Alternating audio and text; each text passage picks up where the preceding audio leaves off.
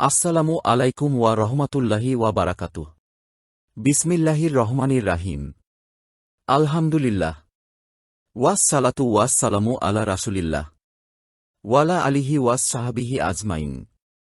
আপনারা যারা জাকির নায়েককে ভালোবাসেন এবং জাকির নায়েকের লেকচার শুনতে চান, তারা আমাদের চ্যানেলটি সাবস্ক্রাইব করে রাখবেন এবং বেল আইকনে ক্লিক করে অল নোটিফিকেশনে ক্লিক করে রাখবেন নতুন নতুন ভিডিও পাওয়ার জন্য। জি ডক্টর নায়েক, প্রথমে আমি বলতে চাই আপনার সামনে দাঁড়াতে পেরে আমি সম্মানিত বোধ করছি। পিস টিভিতে আপনার অনুষ্ঠান অনেক দেখেছি এবং আমি মনে করি আপনার নাম জানতে পারি? আমার নাম মহেশ ওরসেকার এবং আমি মুম্বাই বিশ্ববিদ্যালয়ের দর্শন বিভাগে পিএইচডির ছাত্র। আমার প্রশ্নটি কিছুটা টেকনিক্যাল। আমি জানতে চাই ইসলাম ধর্মে আত্মার ধারণাটি কি? আপনি জানেন ভারতীয় দর্শনে আত্মা ও মনকে আলাদা ধরা হয়েছে, অথচ পাশ্চাত্য দর্শনে আত্মা ও মনকে অভিন্ন বিবেচনা করা হয়। তাই আমার প্রথম প্রশ্ন হচ্ছে, ইসলামে আত্মার ধারণাটি কি? এবং দ্বিতীয় প্রশ্নটি হচ্ছে, দেহের সঙ্গে আত্মার সম্পর্ক কি? আপনার জানা মতে মৃত্যুর পর আত্মা দেহ ত্যাগ করে কিনা, এবং আপনার জানা এ জাতীয় অন্যান্য তথ্য। তাহলে এটি একটি দুই অংশ বিশিষ্ট প্রশ্ন। আত্মার ধারণাটি কি, দেহের সঙ্গে আত্মার সম্পর্ক, এবং মৃত্যুর পর আত্মার কি হয়? ধন্যবাদ। ভাই মহেশ প্রশ্ন করলেন যে আত্মার ধারণাটি কি ইসলামে এবং সম্পর্কটা কি আত্মা ও মানব দেহের মধ্যে, এবং মৃত্যুর পর আত্মার কি হবে, এটাই মূল প্রশ্ন। ঠিক তাই। যতদূর পর্যন্ত আত্মার সংশ্লিষ্টতা রয়েছে, তাতে আত্মা হচ্ছে মানব দেহের নির্যাস। আল্লাহ সুবহানাহু ওয়া তাআলার অন্যান্য সৃষ্টির তুলনায় মূল গুরুত্বপূর্ণ বিষয় এটা। সর্বশক্তিমান ঈশ্বরের সৃষ্টি, মানুষের সঙ্গে তাদের বড় ধরনের পার্থক্য হচ্ছে এই আত্মা, এবং এটাই হচ্ছে সারাংশ যা একজন ব্যক্তির মৃত্যুর পরও থেকে যাবে। পরে এটা আলোচনা করব। বিজ্ঞানের যতটুকু সংশ্লিষ্টতা রয়েছে তাতে বিজ্ঞান আত্মা নিয়ে কথা বলে না।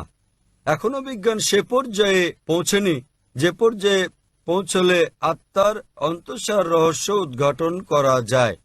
তবে গবেষণা করা হয়েছে, যখন কোনো জীব মারা যায়, উদাহরণস্বরূপ মানুষের সঙ্গে তুলনা করলে, যখন একটি প্রাণী মারা যায়, মৃত্যুর পরক্ষণেই সেটির ওজনের কোনো তারতম্য ঘটে না।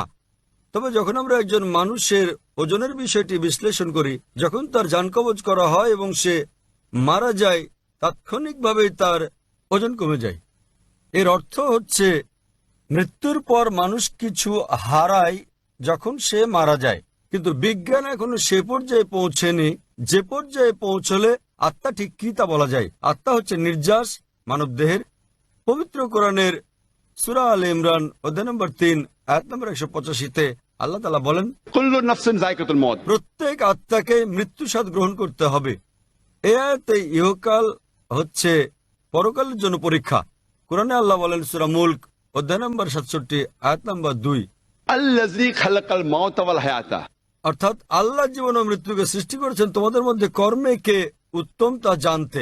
তাই এই পার্থিব জীবন পরকালের জন্য পরীক্ষা, এবং প্রত্যেক আত্মাকে মৃত্যুর স্বাদ নিতে হবে। একজন মানুষ মারা গেলে তার আত্মা দেহের মধ্যে থাকে না, কিন্তু বিচার দিবসে যখন তাকে পুনরুত্থিত করা হবে, তখন তার করা নেক কাজ ও পাপ কাজের উপর ভিত্তি করে বিচার দিবসে সর্বশক্তিমান ঈশ্বর, তিনি মালিক ইয়াউমিদ্দিন, অর্থাৎ তিনি বিচার দিবসের মালিক, দুনিয়ার জীবনে আপনি যেমন কাজ করেছেন তার উপর ভিত্তি করে সেদিন আপনার জন্য নির্ধারণ করা হবে আপনি বেহেশতে না দোজখে যাবেন।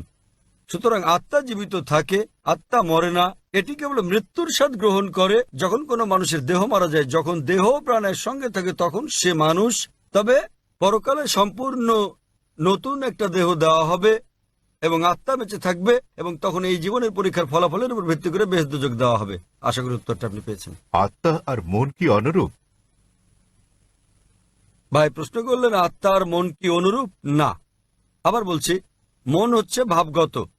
যদি আমি আপনাকে প্রশ্ন করি আপনার মন কোথায়, আপনারা জানেন, তখন লোকেরা বলবে মনের অবস্থান মস্তিষ্কে। সুতরাং এটা একটা গুণবাচক শব্দ।